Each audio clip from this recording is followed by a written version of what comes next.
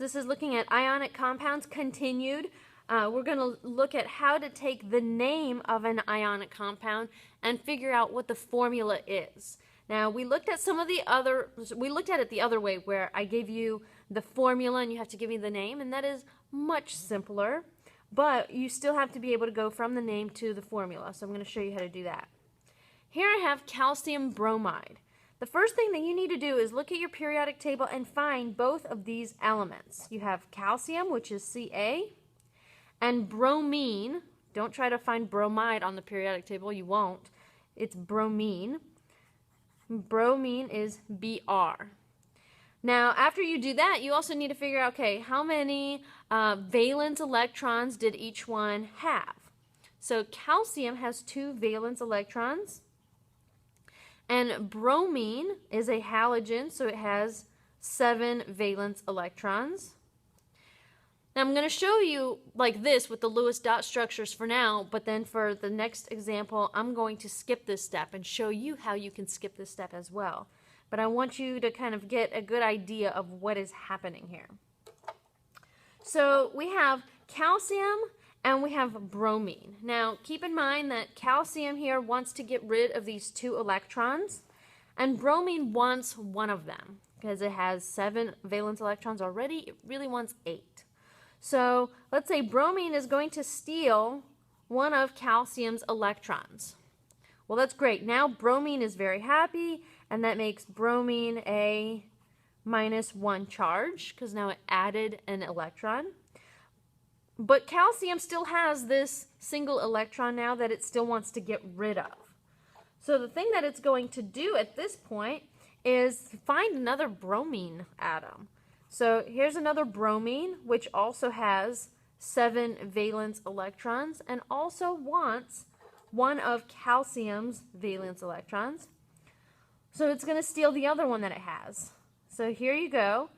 Now calcium has lost both of its electrons, and now you have 2 bromines that have a -1 charge. Keep in mind also that if calcium has lost 2 electrons, then this calcium has a +2 charge.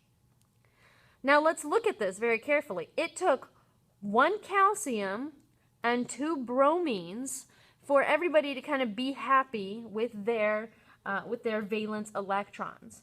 So when we're putting that into a chemical formula, again, you always put the cation first, and that's something that we said in the last video. Cation always comes first. So our cation is the positively charged atom. We have 1 calcium. So I'll write the subscript here, but then remember, 1s are understood. You can ignore when you're writing those.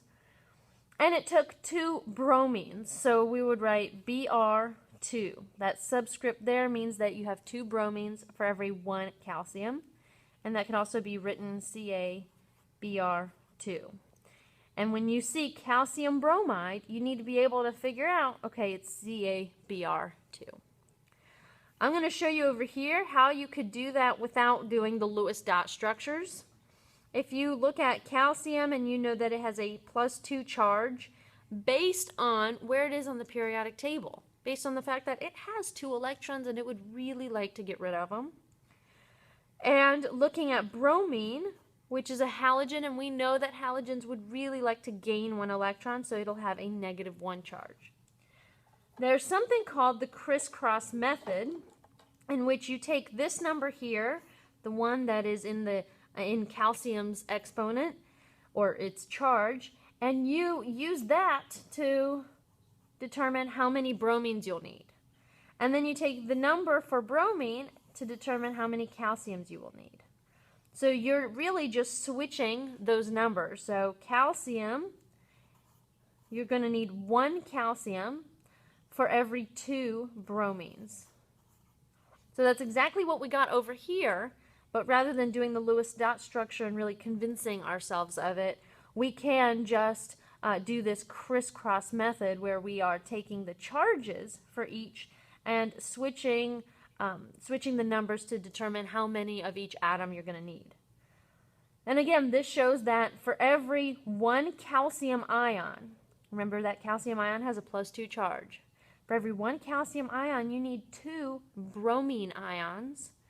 Bromines have a -1 charge.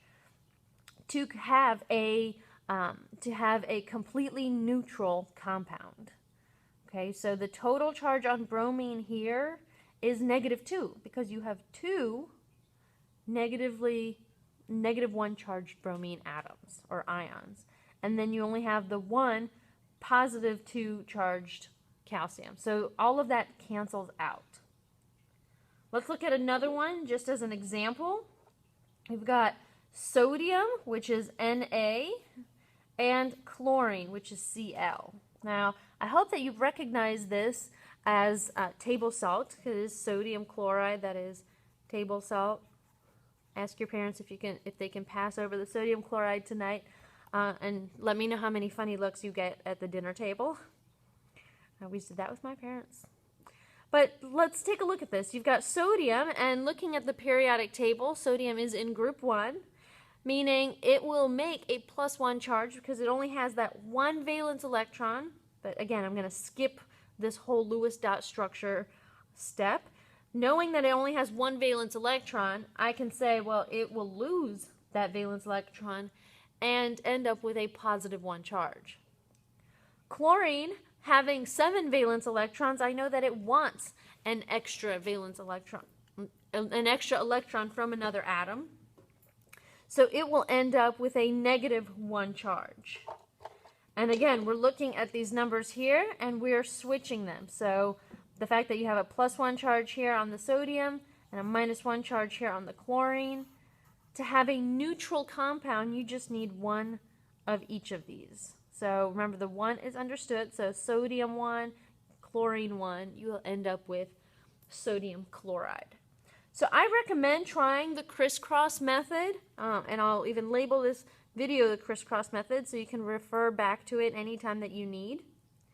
And when we start doing practice with these and with some more complicated compounds, it'll really help you out. So start getting used to those and go try the practice problems that I put up for you that are in the book. That's all I'm going to do for today. We did do a little bit more in class, but I don't want you to get overwhelmed. And then tomorrow you can watch the video that goes into properties of ionic compounds and transition metals, which gets a little bit more complicated, but I think you guys will be able to get the hang of it pretty quickly. All right, that's all for tonight.